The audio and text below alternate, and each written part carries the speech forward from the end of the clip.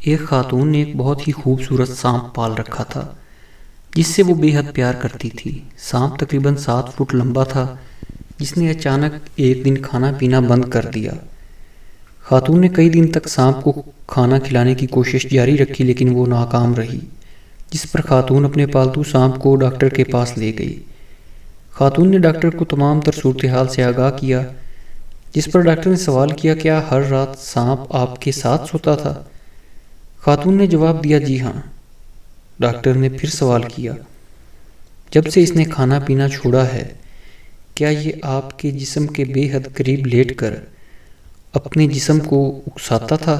اس پر خاتون نے برجستہ جواب دیا جی ہاں بالکل ایسا ہی ہے، اور مجھے انتہائی افسوس ہے کہ میں اپنے سانپ کو بہتر محسوس کرانے کے لیے اس کی کوئی مدد نہیں کر پا رہی۔ ڈاکٹر نے خاتون کو جواب سننے کے بعد کہا محترمہ آپ کا سانپ بیمار نہیں ہے بلکہ یہ آپ کو کھانے کی تیاری کر رہا ہے۔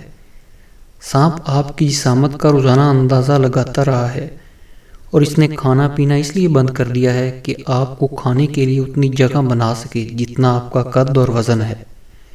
خاتون ماہر کی یہ بات سن کر سکتے میں آ گئی۔ اس واقعے سے یہ نتیجہ اخذ ہوتا ہے کہ آپ کے اپنے ارد گرد موجود سانپوں کو پہچاننا ہے جو کہ آپ کے نہایت قریب ہیں، اور اس کا یہ مطلب نہیں ہے کہ وہ آپ کے بارے میں اچھے خیالات رکھتے ہیں۔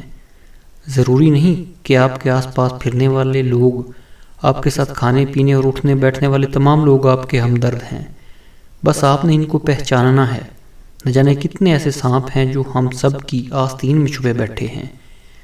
جسے ہم محبت سمجھتے ہیں وہ ہمیں کھانے کی تیاری ہے۔ سمجھتے وہی ہیں جو عقل رکھتے ہیں۔